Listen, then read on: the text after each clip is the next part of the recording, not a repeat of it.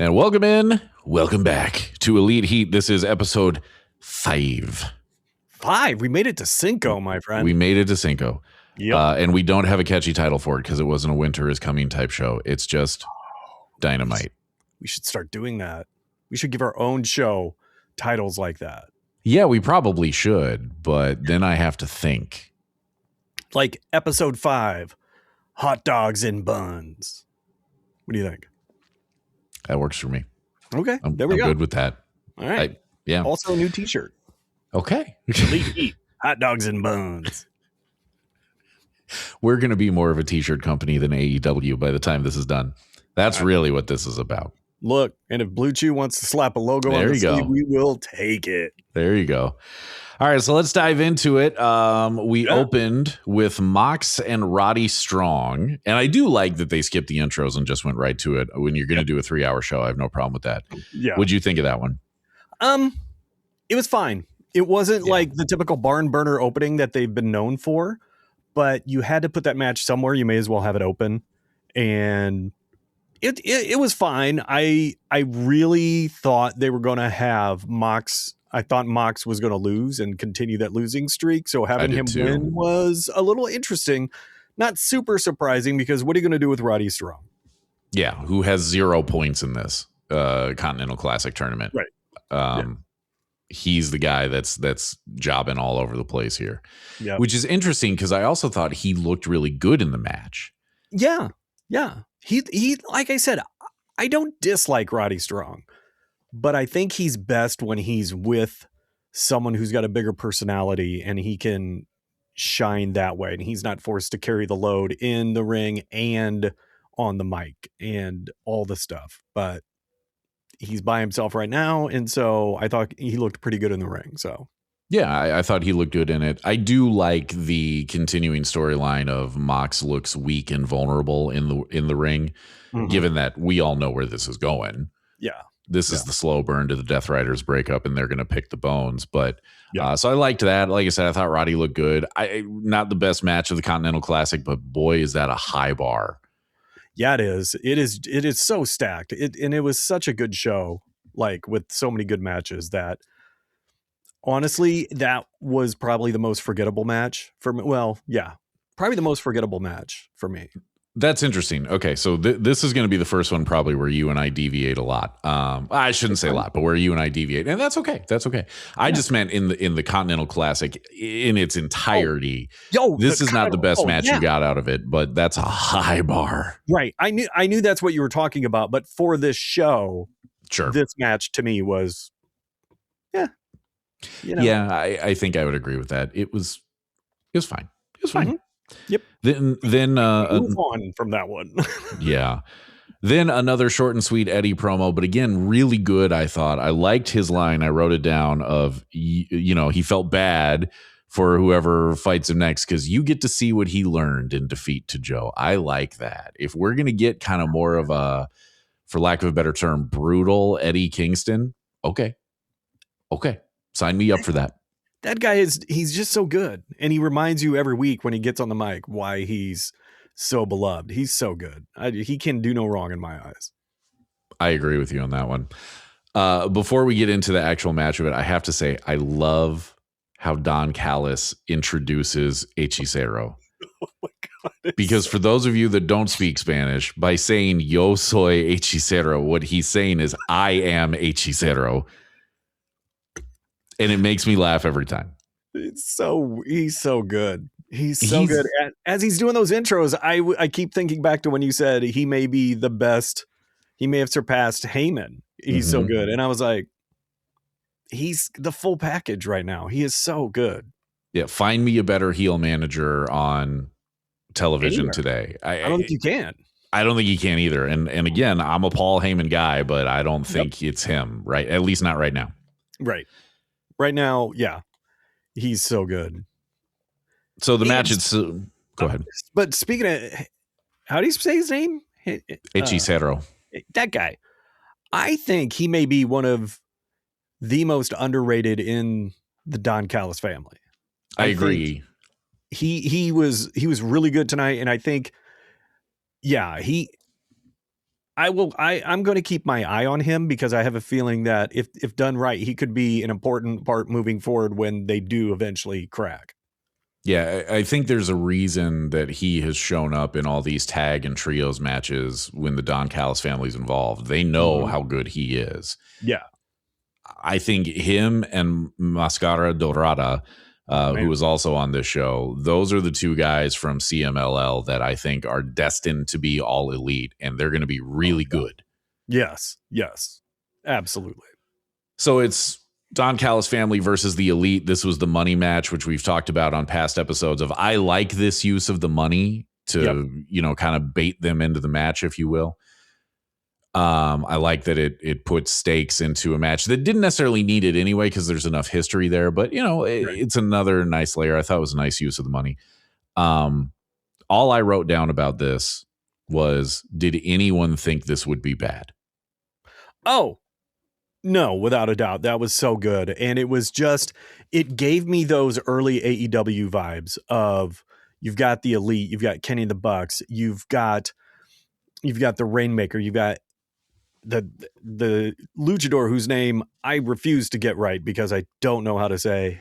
Hechicero. What is it? Okay, well, first of all, you nailed it there. Second, now I'm going to start feeding you fake names. Hechicero? I'm going to start just feeding you fake names that sound vaguely Spanish. Oh, that'd be wonderful. Yeah. But you've got so much talent right there in the ring. And I literally, I didn't write it down, but I did think to myself, you could build an entire company out of these 6 guys. Oh, absolutely. You could.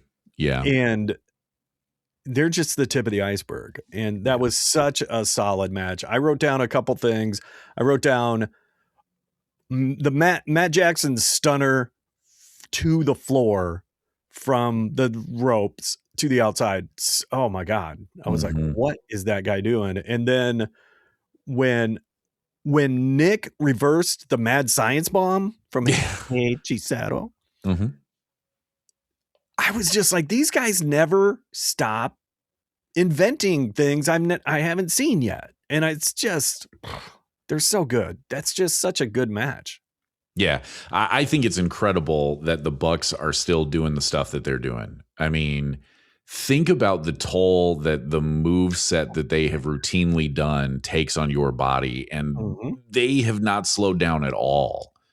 No, they don't. They really don't look like they missed any steps. They are so on point right now that, like I said, that talent in that ring tonight for that one match was so, and Kenny looked great. And the V trigger to the back of Hechicero's head in the ropes his V trigger just looked so devastating.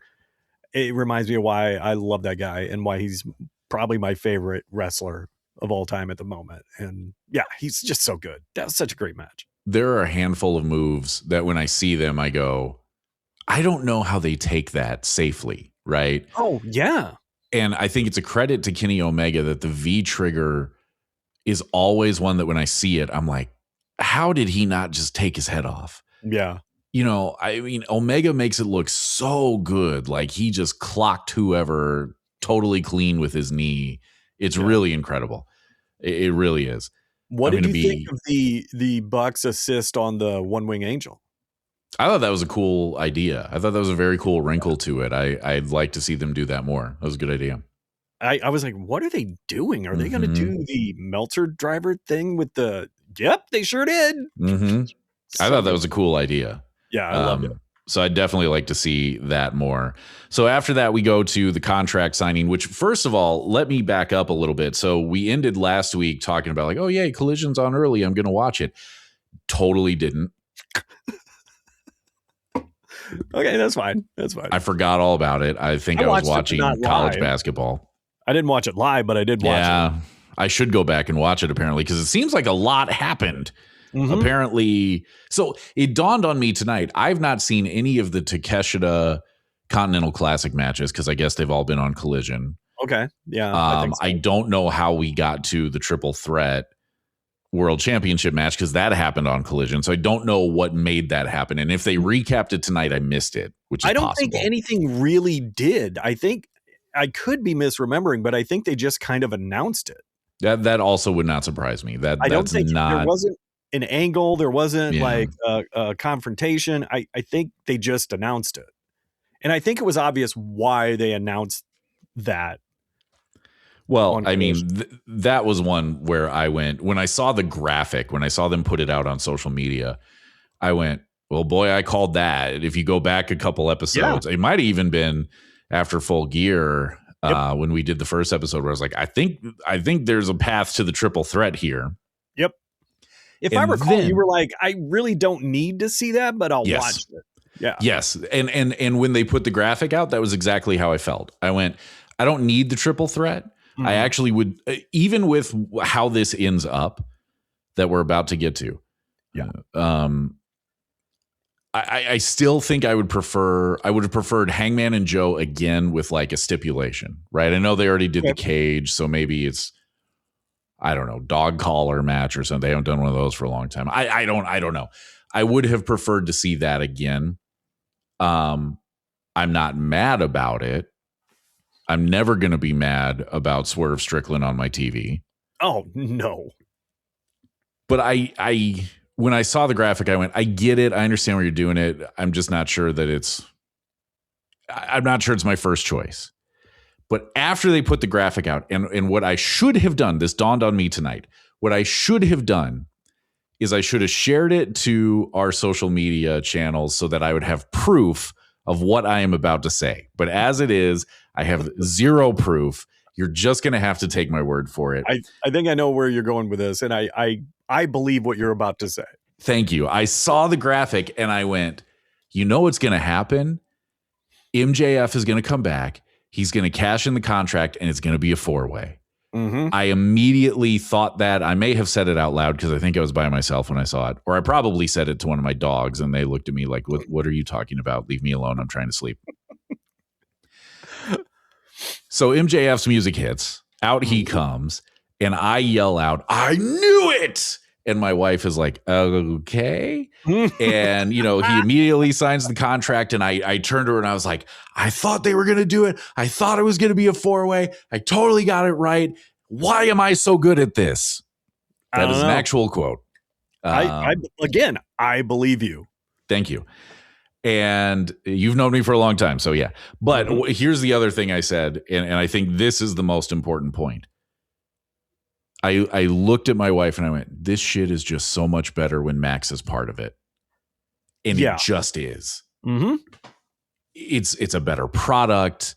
I went from like, of course I'm going to watch World's End because like you and I talked about, their pay-per-views are always good. And look, I was not about to be like, oh, I'm not going to watch it because of the triple threat. And I don't, of course I was going to watch the triple threat. Yeah. But now you throw Max in it and buddy, I'm all the way in. Can I tell you what I thought for a hot second they were going to do instead of bringing Max in? Since they kept saying, if you touch anybody, you're going to give up your chance at the title.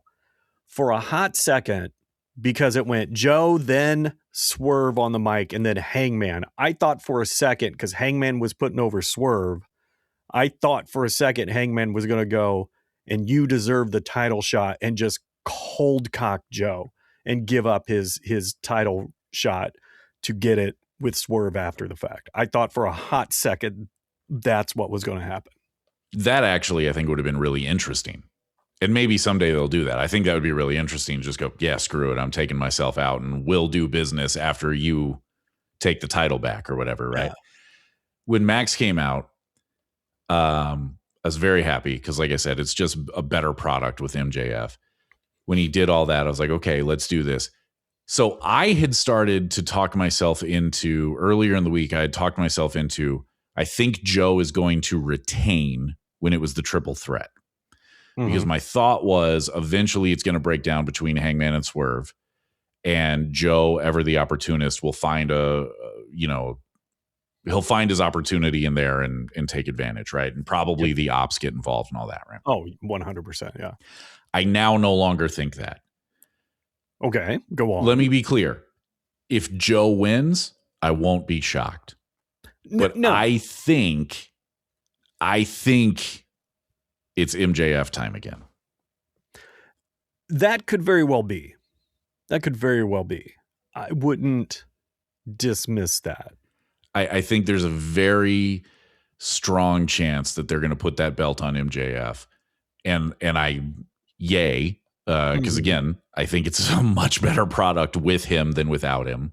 Yep. And it's not a bad product without him. I just think he brings that much to the table. I also think that I don't know what they're going to do with Hangman and Swerve if it does go that way. And I think that's going to be a little bit tricky. But if I were betting on this, like if I were doing odds, I would give the two faces the worst odds in this one. I don't think that either of them are coming out with it. No, I would tend to agree with that. And I do like what I was going to say. I do like what they did, because they kind of did squash that beef, and they kind of both said, look, I respect you, but I'm going to go for the title regardless of who has it. And so I'm glad they kind of got to that plateau and kind of smoothed over some of those rough edges. So there's not that will they, won't they punch each other right in the mush.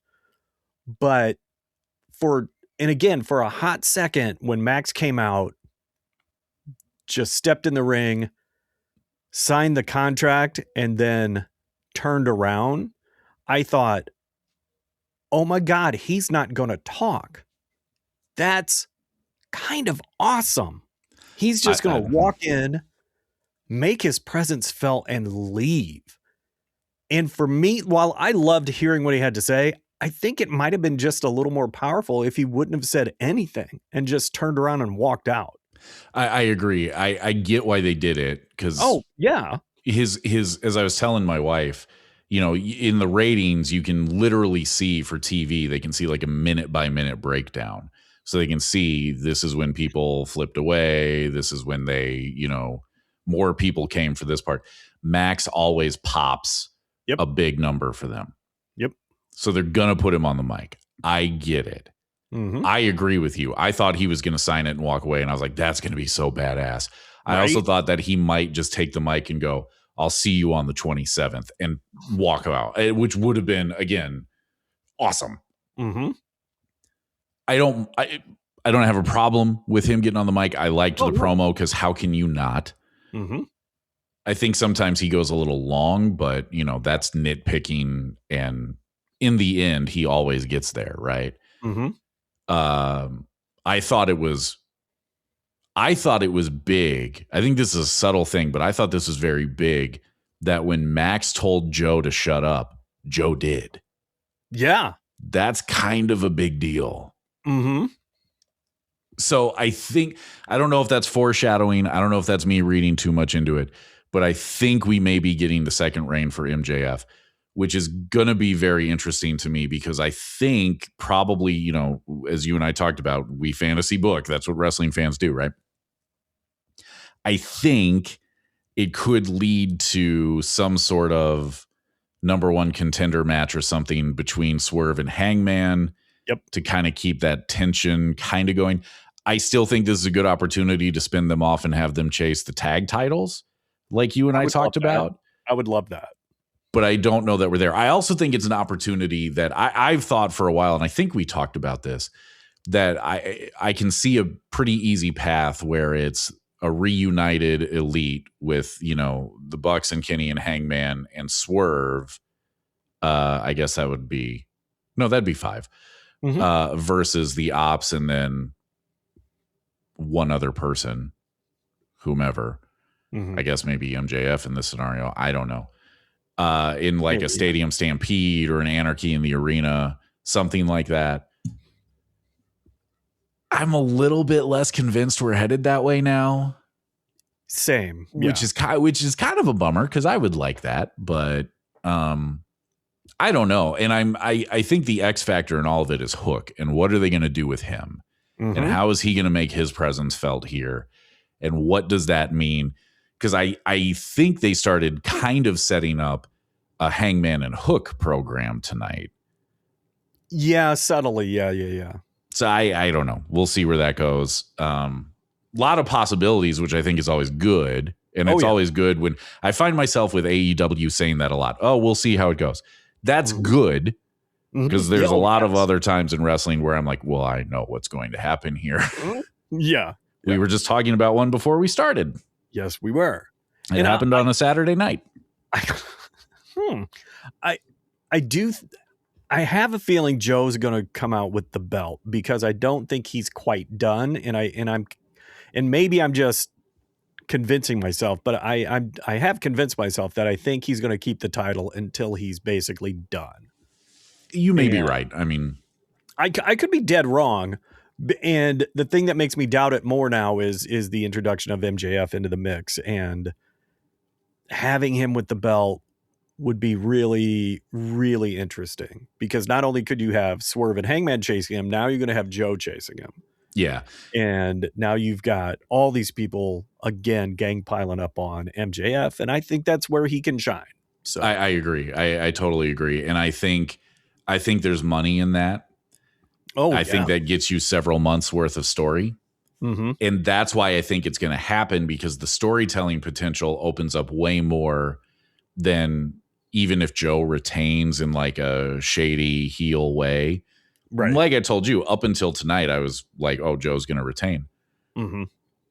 So I that's why I kind of think that's where we're headed on it, is it just opens up a lot of possibilities. And you're right.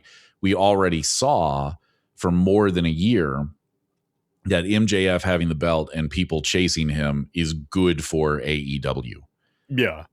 Now, granted, part of that was, the Better Than You, Baby storyline, which to me, that's another one that we could do a whole special episode on. But for like the opposite reason of the Death Riders one that I want to do, because to me, that's one of the great tragic what ifs. Yes. Because that story was so hot. That angle was cooking. And then Adam Cole exploded his ankle. Yes. And it just derailed everything. And every time I see somebody jump off the ramp now, I'm like, no, you're going to blow up your ankle. Don't do it. Did we learn nothing? No, they don't learn anything in wrestling, but that is true. We've seen that a lot. That is true. Yes. And I did love Max's line 406, but who's counting? Who's counting? Who's counting? So again, Maxwell, great on the mic. Good to have him back. Here's how compelling he is on the mic. My wife went, every Wednesday you have this on and I never pay any attention until he shows up. And then I pay attention. That's funny because my wife looked at the screen when he's talking to Joe and she goes, I don't like his chin.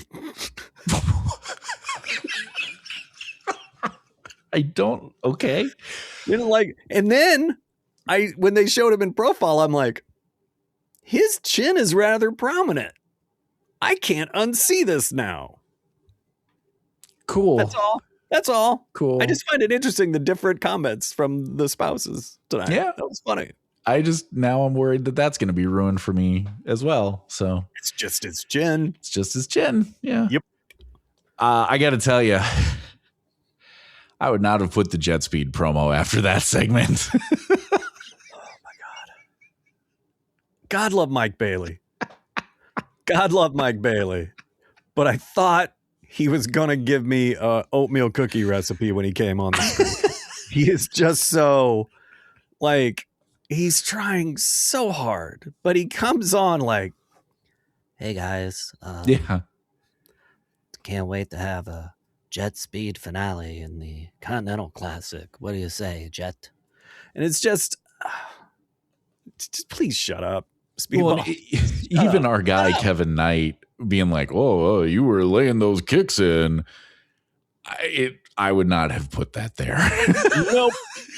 Nope. That maybe should have been part of the third hour collision.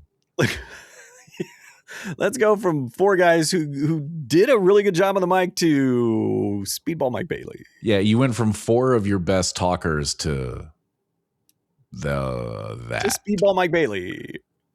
Yeah. Well, I'm not letting Kevin Knight off the hook on this one either. He didn't say a lot there, but he didn't add a lot either. So it was nope. He just all he did was give Speedball a little less time on the mic. Yeah. So I don't know. That wasn't good or it was. Yeah, that was not great. Yeah, to be honest, until you brought it up, totally forgot it happened. Yeah, didn't write anything down about it. I literally just wrote down, I would not have put jet speed after that promo segment. That's all I wrote. Nobody asked me, but I have a microphone, so I'm going to say it. Yeah. And I 100% agree. Again, that's good call. Good call. Let Tim book that part. Sometimes I'm like, Tony, holla at your boy. You don't have to give me the book, but let me at least help you a little bit. Because as we just established a little bit ago, I'm crazy good at this. Yep. Anyway. What'd you think of, because then we had the ladies. I have to say, what did you think of that? I think the best answer I have for you, and I don't know if this is because I'm tired, because our puppy has kept us up late multiple nights in a row, like she's refusing to sleep in the crate. It's a whole thing. Not a lot of the matches on the show hit with me. Oh, the Elite and the Don Callis family one did. Yep. There's like that actually. No, there's like one more. Yep. I think it's the same one for me. Yeah, there's like one more, just looking at my notes here, that kind of hit with me. The others, I was like, I don't know. It was just there. For this one, my main takeaway with this match was I thought all the women did a very kind of almost frenetic pace tonight. A lot of up-tempo stuff, which is fine. I thought, Tony Storm did Tony Storm things and all that. My main takeaway from it was I find it very interesting that the Sisters of Sin have kind of faded into the background on this. And I thought it was very interesting. And I guess I'm skipping ahead a little here. Let me just double check my notes, but I don't think I'm skipping ahead a lot. I thought it was interesting, when they put the Athena Mercedes team back out there, I was like, okay, that's good. Because as we've talked about on the show, I think you have a lot of potential there with those two. I mean, they're great. I find it very interesting that they're going to be the first challengers. Yeah, me too. Other than that, I think the only thing I thought about the match was, here's the 8-woman tag team match we talked about that they could have done at Full Gear. I mean, true. I don't know. I just didn't have a strong opinion on it, I guess. What did you think? Weirdly, I liked it a lot. But not. And I thought it made the women's division look good because I thought that was the best match to put on after what we just saw. You had the Babes of Wrath getting the crowd into it. You had Tony Storm getting the crowd into it. You had a ring full of really talented women. And I thought the match felt kind of sloppy to me in some parts, but I thought everyone put, like you said, maybe it was because the pace was a little frenetic. And I thought that for the first time in a minute, to me, it felt like the spotlight was on them and the crowd was appreciating it. And it just felt kind of right. And I was like, okay, cool. This feels like a kind of decent division. It's kind of full. There's more than just these 8 women. There's more around the edges, and that feels good. But the other side of the coin, and I literally wrote this down, is I like the idea of Marina Shafir, but that's it. Yeah. Because I do. I love the idea of her. I love the idea of her character, which is, I think, like I said, that mercenary from MMA, but keep her out of the ring. She has never fully delivered on that. And you can go back to the NXT run when they were trying to do the MMA for horsewomen, I guess. She's just never really delivered on that. And I don't get it because she's got the bona fides. Yeah. And I don't understand why that doesn't happen. Also, just as a quick aside, I want to point out for those of you that listen and don't watch on YouTube, I'm going to recommend you fire up YouTube because while Doug was talking about the match there, we got an amazing freeze, like your camera froze and your face is it was better than that. It's yeah, it was. It's like somebody hit you with a baseball bat or something in the back of the head. It was tremendous. Could have happened. Well, yeah. I mean, I've heard your wife doesn't like your chin, so I don't know. But So, Marina Shafir, I feel bad because you can tell she's got on paper everything she needs. It's just not happening. Yeah, and it's just I not think they need to clicking. keep her out of the ring. And they could have done that match, plug in Tekla in there instead. I would have rather seen that, and it would have been a better all-around match. But I did feel like, I don't know, I felt good about the women's match. Maybe I wasn't paying enough attention, but I felt good about, even though I did feel like it was a little bit on the, maybe they were trying to push the pace and things got a little out of hand sloppy wise. Although when Marina Shafir did that inverted judo sweep, that was cool. I was like, I don't know what you just did, but that looked cool as hell. Yeah. That's something I've seen in a long time. Yeah, I think that's probably part of what you're getting at there is she'll uncork something like that. Yeah. And you go, okay, more of that. And then we just don't get a lot more of that. And I agree with you. I like the idea. I think that they put her and Megan Bayne in this to try and keep the Mega Problems going as a team. But I'm with you. I think you could have easily swapped them out for Sky Blue and Julia Hart and put the Sisters of Sin in that and kept them part of the title scene basically and still had them do the run in later in the show. Yeah, 100%. Yeah. Well, like I said, even just take out Marina and put in Tekla. I'm okay with that. Yeah, I agree with you. It was somehow both a good match, but also one that just didn't really hit with me. That's fair. I can understand that. I get that. So I'm with you on that one. It was I like the idea of it. I'm glad they did it. I'm glad that they're continuing to build on the momentum that the tournament gave us for those tag belts. But I don't really know what else to say about it. Plus, they did set up a bit of tension with Naomi and Mercedes. Athena and Mercedes? Yeah. What did I say? Naomi? Yeah. Didn't mean that. Yeah, that's a different person. Yeah. Yep. Who's also very pregnant right now. So what's she doing wrestling then? That is a hell of a question. I would like to talk to her doctor. No, I'm sorry. No. That's never mind. Also works for a different company. So there's a lot of ways that you got that one wrong. Is really I biffed that from the minute I opened my face hole. But anyway, they set up. Didn't they? Am I mistaken? Did they not set up a little bit of tension between? Well, I think what you're thinking of is they set up tension between Mercedes and Hechicero. I would see that would have been a good opportunity for a vaguely Spanish sounding fake name, but I regret nothing. That's okay. No, I mean they did that initially in the tournament too. Right. You've got two very arrogant heels. How are they going to coexist? And so there's a little bit of tension there, but there's also, I think, just that's within the character, if that makes sense. Yep, 100% it does. Yep. I think that team could.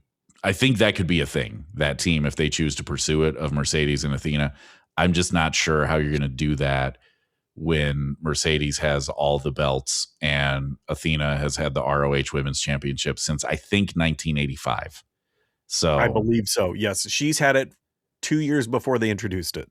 That's true. Yeah, that is accurate. So I don't know how far they're going to go with that just because of those factors, but the schedule Mercedes works. I could see a world where she's wrestling twice on a show.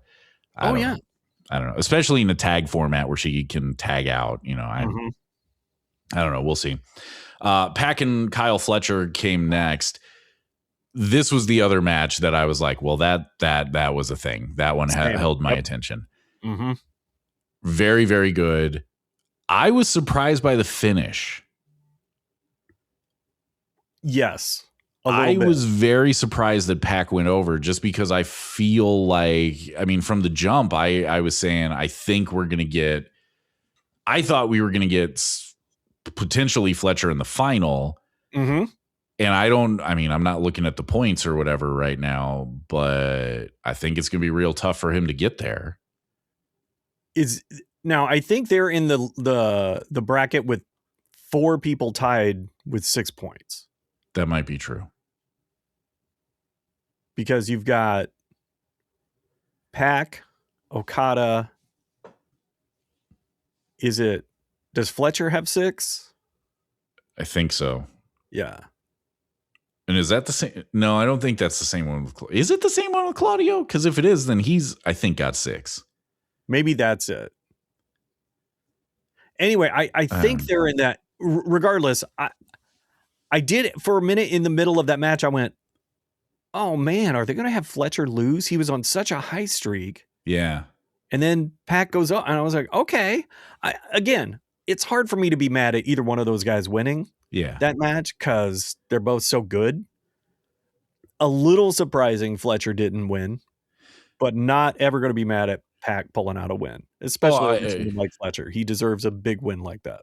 Yeah, I agree. I think the calculus on this and the decision to have Pac go over goes like this. Kyle Fletcher can absorb the loss. It's not going to really hurt him in terms of the character, right? Like nobody is going to point to that and go, oh boy, well, you can take him not only out of the Continental Classic, but out of any potential world title plans. Right. I don't think so. Mm-hmm. I think the math on this is we're going to continue to build Pac because, as you and I talked about, I think he's going to be the guy that leads the turn on Moxley. More than likely. Build him up to build that credibility. So when it happens, you're not going like, wait a minute. Like, it's not like Wheeler Yuta doing it. You know what I mean? Yeah. We're not sitting there going, wait a minute, that dude? We're going, oh yeah, the guy who just, murked a bunch of people in the Continental Classic, including Kyle Fletcher, who's almost definitely a future world champion. Like, oh, without a doubt. So I think that's why they did that, but it still surprised me because I really thought the Continental Classic was going to be another resume builder for Kyle Fletcher on his way to the world title. Mm-hmm. So that surprised me. They clearly have some other plan in mind because I don't think that is the way it's going to play out, but we could still be wrong. But yeah, I'm a little bit, I don't know if confused is the right word, but it's the only one popping into my mind right now. I'm not sure where we're going to go with this Don Callis stuff because clearly the blow up between Takeshita and Okada is coming. They're dragging that out. And I know that they're dragging it out because of the Continental Classic. I get that. Yeah. And I'm now pretty convinced the final is going to be Okada and Takeshita, and that's where everything's going to break down. Yeah, that would not shock me. I think that's probably what's going to happen. Would not shock me. So I'm just not sure where we go with everybody else because you've got Fletcher, who I do think wins the world championship in 2026. I really do.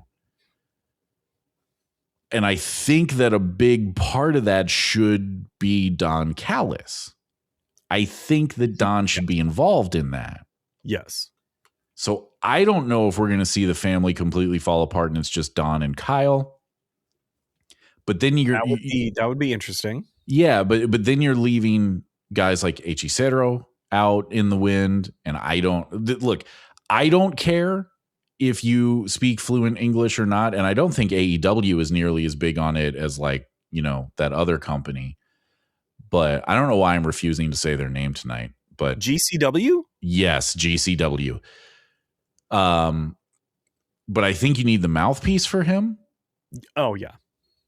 And then you have the guys that aren't doing anything like Lance Archer, who just mean mugs whenever he does show up with the family. So I don't know what the plan is here other than Okada and Takeshita have it out. And once upon a time, if you had told me that's what they're doing, I would have said, oh, well, that's going to lead to the Okada face turn. But I don't think it is. I think it's a Takeshita face turn. I think so. Yeah. So I'm a little confused, but again, I'm not sure that's a bad thing. No, keep me guessing. I'm also invested. Okay, yeah. Keep me guessing. I'm completely fine with that. So then we got the Diamond Ring Battle Royal. Yeah. Yeah, is correct. I noted two things about this. One, I thought it was interesting that it was a lot of teams. Yeah, in it. I thought that was weird. The other thing that I wrote down is I think that the Diamond Ring Battle Royal, whatever they call it, I think it's a little overbooked. I think every now and then they add too many wrinkles. And if you're just a casual fan, if you don't watch AEW all the time and you're like, oh, I'm going to check this out. And here's this battle royal. And you're going, oh, okay. So it's over the top rope. Like everything about it to me is Royal Rumble. Oh, yeah. And which all battle royals are Royal Rumble to me. Mm-hmm. And they're talking about on commentary about, oh, well, you're going to go on to get this title shot. But it ends with 2 guys, not 1. And you're going to go on to then wrestle to see who wins that match to go on to get the title shot. And I think that it ending with the 2 guys, and I think tonight was a great example of it. I think it's really anticlimactic because it ended, and even the live crowd was like, wait, what? It's over? Because you don't have a winner. You have 2. Right. Winners. You made a match out of this match. Mm-hmm. I think they overbooked that one. I think I think Tony got a little too in his head on that one. Mm-hmm. Yeah, I think he was wanting this to be like the precursor to another, interesting head-to-head match at the pay-per-view, and it just ended up being okay. Yeah. It ended. I did write down 2 things. Brody King's crossbody against the barrier. Dude. I thought he killed Ricochet. Yeah. I thought he killed himself, let alone Ricochet. It was brutal looking. Yeah. And then when Bandito did the Poison Rana from inside out to the outside of the ring, I thought that was so the Poison Rana is another one of those moves that I go, I don't know how you take that without breaking your neck. I truly don't. No, if I was a wrestler, I would be like, I'm never taking that. Yeah, I don't. No, thank you. Yeah, nope. I'll just lay down. I'm not taking that. Yeah, you definitely got some cool spots in there. Yeah, but overall, okay, it was fine. Mm-hmm. I was a little surprised that Shelton Benjamin didn't come out of it because I thought it would have been a nice thing to do with him. Yeah, because apparently Bobby Lashley's hurt. Yeah. I just read this, and apparently he's going to be out for a while. So I thought that would be a nice thing, at least to have something for Shelton to do. Yeah, but never mind. Yep. But so what do we get after that? I'm not mad at who we have facing off at World's End, though. I think no, I'm not either. I thought it was going to be Ricochet, but it's just such a weird way to go about it. So, I agree. It's a weird way to get there. So after that, what's that? Or we have Orange Cassidy next, right? We do, but first we have to talk about HBO Max. Oh, God. Guys. If Netflix gets this through and they buy it, please have it just be on one feed. It ends. We get for those that watch it on HBO Max, we get this event has ended. Now I got to back out. I got to go find whatever I'm supposed to be watching for the third hour, which was not obvious right away. I had to find it. You're texting me going, what is going on here? Right. So I got into it. What you did not see, there is a Mox promo there. I missed the first part of it because I had to back out and scroll and go find it, and it's got to load and everything. And this is the same thing with the pay-per-view, where you watch the pre-show and then it goes, okay, now flip over to the pay-per-view. When it was on like Bleacher Report and Triller and all that, if I bought the pay-per-view, I could just start that feed and watch the pre-show, which I understand is free, and you're trying to get people to buy the pay-per-view, but I could watch the preview or the pre-show and have it just roll right into the pay-per-view, and I didn't have to do anything. Can we talk about that again real quick? Yes. Because I always thought, correct me if I'm wrong, but wasn't 0 Hour the pre-pay-per-view matches, but now it's just the 2 hour, the 1 hour to 2 hour chat show with everybody, and you have to watch the actual matches on YouTube? Well, 0 Hour was always on YouTube as well. But it also was on the pay-per-view carrier feed. Right, but that's not what you get. You don't get the matches. You get the Oh, are you talking about on YouTube? I'm talking about when I was watching it on HBO Max, when I was watching the pay-per-view, it's like 0 Hour going into getting ready for the pay-per-view. You don't get the matches. You get the commentators talking, and you see the matches going on behind them. And I'm like, what the hell is going on? That's interesting. So I haven't watched that since they started kind of moving stuff around, I guess. I haven't watched 0 Hour. That's interesting. So I guess that's a separate feed. I guess. I don't know what the hell's going on. Yeah, because when I watch the pre-show, I see the matches. So okay, I that's interesting. Don't know how to watch TV. I think that's what I'm finding out. Well, I think that's accurate. Yeah. I don't know how to look at it. I don't know how to change the channel. I don't know what channel is it. Are there channel is to stream? I don't know. Yeah. Yeah. But regardless, they got to fix that. It's got to all be on. It should be on one feed. If I buy the pay-per-view, it should all be on one feed. Also, we were talking about this. I think saying it's a 3-hour Dynamite and then, okay, but now it's a Collision. It's an hour of Collision. I think that's a mistake, not just from it messes with like the HBO Max feed, but I think that messes with DVRs. I could be wrong, but I think it does. Did they say it was the last hour was going to be Collision Plus? Not that I heard. Good, because when you texted me that, I was like, did I miss something? No, and that's why because I did the same thing. It ended, and I went, wait a minute. They said it's a 3-hour, and I was like, okay, I think it's the thing where I got to back out and find a different feed now. It's dumb. There's a better way. I know there's a better way. I've experienced it. Do better, HBO Max. Yeah. You know what you need, HBO Max? Blue Chew. I thought you were going to say to have Netflix by you. But, 6 of one, half dozen of another. Have Blue Chew by you. So anyway, the Mox promo. Yeah, that actually would be interesting. Blue Chew Max. The B stands for Blue Chew.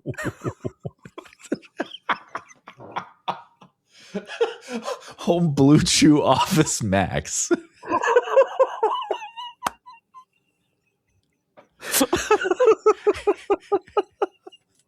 It's nothing but a constant loop of that show Real Sex from the 90s.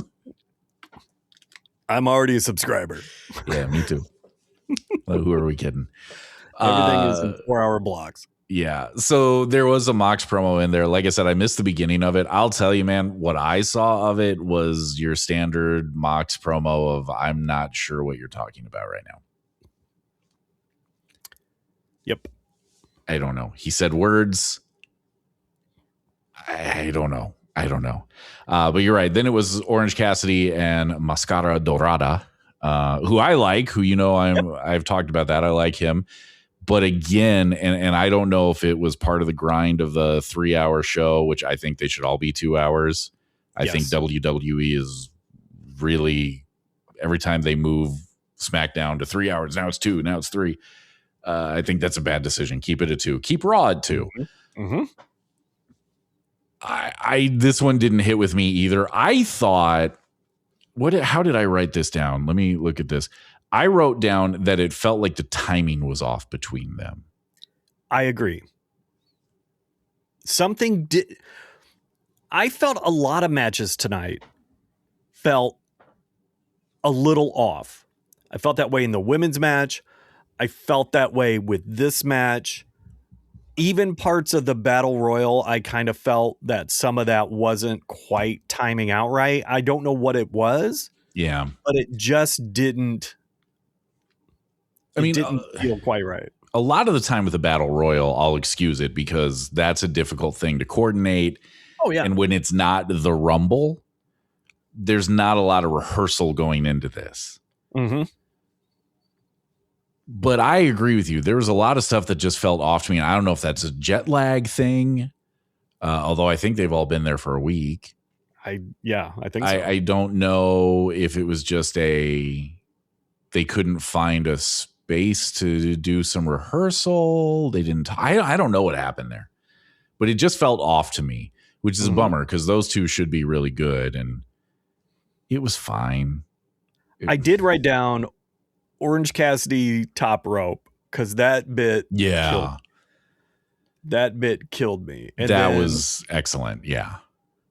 Dorado's shooting star press from the apron to the floor. Whenever I see anyone do that, it scares the daylights out of me because I always feel like they're going to kind of Greg Louganis it and hit their head on the apron when they come down. So yeah, that's an old school reference from diving, kids, if you want to go YouTube that one. I got it. I got the reference. I know you did. Oh. I hoped you did anyway. I was over here feeling special. Like, oh, I got it. Oh, well, you're smart. Crapped all over that. All right. No. Yeah, but I mean. This is what happened, Doug. I said, oh, I got it. And then just. That was it. That's what happened. Wait, let me. Nope, you're right. That's exactly what I said. You are right. Mm-hmm. You are right. You need some wet wipes now. I put decent match, bit sloppy, especially the finish. Yeah, the finish, I don't know what happened there, but it looked off. Yep. And I don't know if it was supposed to, but I don't know. It was weird. It was a weird match. That whole thing felt a half, like you said, a half step off the whole time. However, Orange Cassidy sliding him the sunglasses at the end and him trying to put them on over his mask was great. Yeah, there were some good comedy spots in it, no doubt, which you're going to get with Orange Cassidy. Yep. Yeah, I don't know. That might be my move of the night. Okay. I also find it interesting that Orange Cassidy is a guy who, again, feels like we're not talking about him with the Continental Classic. And a guy who, year or two ago, pre-injury, there were people legitimately going, I think you got to put the belt on him. Yep. And now I'm looking at him going like, what are we doing? What are we doing here? And honestly, I kind of forgot he was in the Continental Classic. I did too. Not going to lie. He came out and they're wrestling. I'm like, oh, wait, this is a classic match. Okay. Yeah. To me, the classic really is Mox, Pac, Fletcher, Okada, and I'm going to say Takeshita because I was always aware that he's in it, even though I haven't seen the matches because they've all been on Collision. Even Claudio, who's one of the leaders, I should say, even he doesn't pop in my mind a lot as being like a real factor in the tournament, which I find interesting because he should be. Mm-hmm. I mean, he's one of the point leaders. But to me, it's really about the Don Callis guys and Moxley and Pac. Yeah. It's about the Death Riders and the Don Callis family. Yeah. And everyone else is just kind of there filling up space. Yeah. Yeah. So I don't know what we're doing with Orange Cassidy, but hopefully something good. Yes.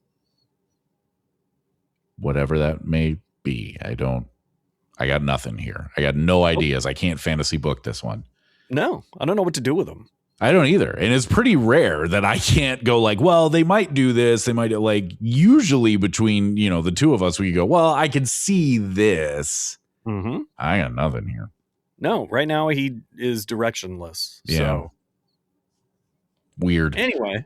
Then we got the backstage I referenced earlier with Athena and Mercedes. Like I said, I think it's interesting to have them be the first challengers. I don't think it's a bad thing. And I understand that it's to get Mercedes on the pay-per-view. Mm-hmm.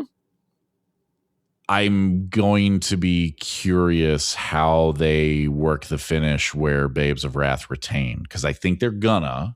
Uh-huh. And I think it's important that they do. Like you and I talked about, I think the inaugural champs should have a multi-month run. Yeah, without a doubt. So, and maybe it's what you referenced of sowing the seeds of tension between Athena and Mercedes where they're going to implode. That's probably the easiest path to it. Right. Or at least some type of conflict where, they're arguing over who's going to get the pin, and then you get a quick roll up, and then bingo, bango, bongo, Babes of Wrath take the retain. So. Yeah. But I mean, credit where it's due. And Meltzer has pointed this out, and he's absolutely right. When it comes time to lose, Mercedes has no problem doing the job. Yeah. She has never refused to lose. I mean, that's obvious. You can check the tape. So it's entirely possible she may just eat the pin. She could, yes. Hold on, I'm checking the tape. Can we get that check? There's nobody there. Why do you keep doing this bit? There's nobody there. We cannot afford interns or producers. Did you hear that? You're done. There's nobody there. Pack your lunch and get out. And who's eating lunch right now? It's 11:12 p.m. I'm sorry, pack my lunch, leave it in the fridge, and then get out. Cool. See you tomorrow. What? God. So this is the part where I announce that we're replacing Doug with my friend Mike. I'm kidding. Oh. That would be worse. He listens to this, so he's going to hear me say that. And you know what? He's going to agree that it would be worse. Oh, hey, Mike. Him. He's one of our listeners. He's one. He's one. I was about to say one of one, but that's not true because I listened to it. So there we go. There we go. So I ruined my own joke. I promise one of these days I'm gonna listen. It's okay. You're not missing anything. I listen. Then Jamie Hayter and Isla Dawn. I kind of was surprised by the Isla Dawn appearance. I guess she's shown up in AEW before. I missed that, but I was like, oh, okay, that's cool. Again, really fast on the pacing with this and interesting. Yeah. Because to me, it felt like maybe the tease of a soft tease or maybe even a soft heel turn for Jamie Hayter when she clocked Chris Statlander at the end and didn't care. Yeah. I loved the shoulder shrug. I did too. Sisters of Sin got involved in this one. What I wrote down was it feels to me like the Sisters of Sin have stalled a little bit. Let me also say real quick, I think it's smart that they're leaning into that name instead of Triangle of Madness. But it feels to me like they've stalled a little bit because I don't fully understand. Like they're hanging around this Jamie Hayter, Chris Statlander program, but I don't really know why. It doesn't, to me, the obvious thing would be Tekla challenge, Tekla challenges whoever the winner is for the belt. But then Julia Hart and Sky Blue should be Blue Chew should be going for the tag titles. I'm going to beat you to it. They're missing out. They should be going for the tag titles, but they're the ones that weren't part of that match earlier, so they feel very on the outside of that. So it feels a little bit to me like they've stalled because I don't understand how they fit into this program with Chris Statlander and Jamie Hayter. Well, to me, it feels like they're just a tool to poke the bear of that relationship, and there's nothing really in it for them other than to provoke the two of them into an argument. Okay, that's interesting. Which doesn't do them any favors because if you take out that aspect of it, okay, what did it do? It got those two mad at each other again, or maybe it got Hayter to clock Stat Daddy. What did they gain from beating them up? I don't see the benefit of that. Yeah, I don't either. It's a weird dynamic. I will say, no, go ahead. I was just going to say, I just don't understand how it all really fits together here. I'm not sure it does, which is, I think probably is why it feels a little weird. But I was going to say, I will say my wife during that match said multiple times, I think I could do that. She goes, I don't know about the fishnets, but I think I could do that. I could definitely scream like that. Oh, well, sure. And I just was like, okay. Yeah. Okay. That's fun. Yeah, it was really fun. I was like, all righty, cool. Now I'm like, can we build a ring and just have her take one bump? Yeah, exactly. Yes. So after that was the main event of a 3-hour show, which is at that point, to me, not really a main event anymore. Nope. Because people are tired. Which, as an aside, I'm going to throw this out now, knowing that I'm going to probably say it again when World's End gets here. Tony, stop with the crazy long pay-per-views, please. Yeah, man. I appreciate you giving us a lot of bang for the buck. I do too. But, man, by the time we get to that main event, I am exhausted. So by the time we got to this, I didn't have a lot left in the tank because, again, I'm a sleepy boy.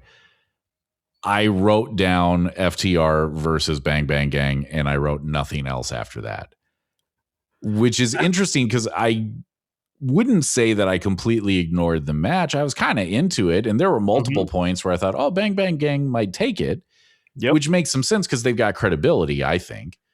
100%. But at the same time, I went, yeah, but I'm pretty sure FTR is winning this one. And we're going to carry on with that. And I'm not really sure where we go from here because I doubt there's a rematch coming. There should be, and I think there will be. Okay. And it has to do with one of the things, the last thing I wrote about this match was very nice old school finish where you have the clean pin and then the cheat assist to get the foot on the rope.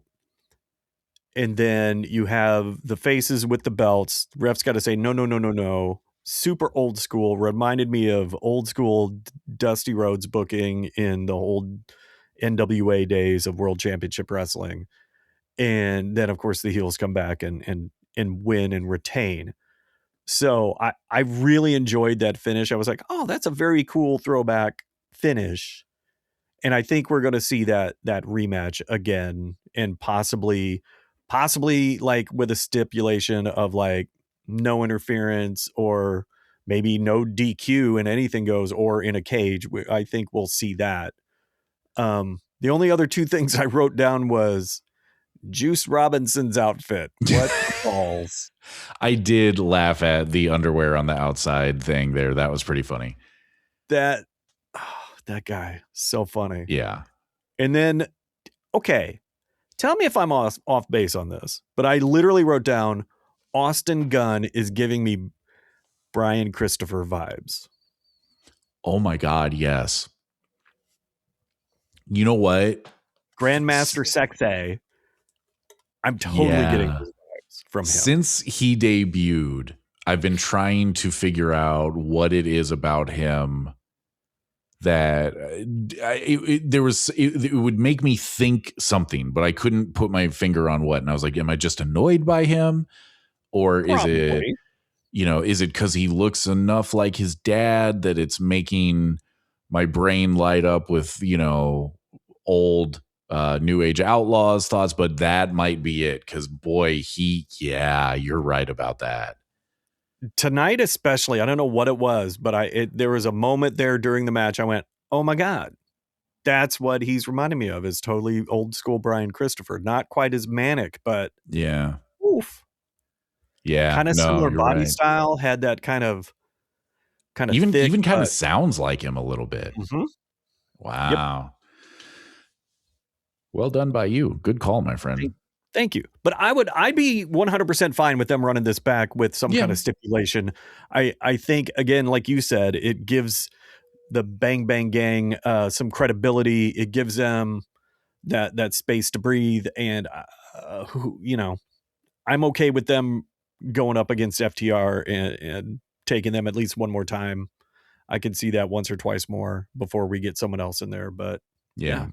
Well, I think I think there's a good chance they do run it back, because I suspect you're going to get FTR on the World's End card one way or another. Mm-hmm. And I don't think there's a clear challenger lined up behind these guys, behind Bang Bang Gang. So I think that doing the Dusty finish probably gives them the reason to run it back. I think you're right with the stipulation. Here's what I'll say. If they go no DQ, I think Jay White is coming back. I was just going to say that. Yeah. I think Jay White is healthy. I think that means he's healthy and he's coming back, and possibly the same for Colton. Possibly. Yeah. It might mean that they're fully healthy again, which could then also potentially open up. I'd be curious to see if Jay White does a turn on them. Mm-hmm. Might not. Possibly. Might not. Could be. I'd just be curious. Mm-hmm. So if they go no DQ, I think you can probably expect that. If they do a stipulation to prevent outside interference, then those guys aren't ready yet. Yeah. But I think you're right. I think that's going to happen in some way, shape, or form. Yeah, I think you're right. I think they're going to run the back, because I think they kind of have to. The tag team division is one of those that has really been left to kind of die on the vine. Which is really weird, because that's kind of one of the things they built this company on. Yeah, that was one of their hallmarks. Mm-hmm. And it's just drifted away. Yep. That's too bad. But, it is. But I suspect that you're probably right. So it'll either be on the Collision this Saturday or Dynamite on Wednesday. They'll probably make that match and add it to World's End. Right. Because Tony is looking at the card right now and he goes, I've only got 7.5 hours of wrestling. I got to get the full 9. I need more. Blue Chew, baby. Get the full 9.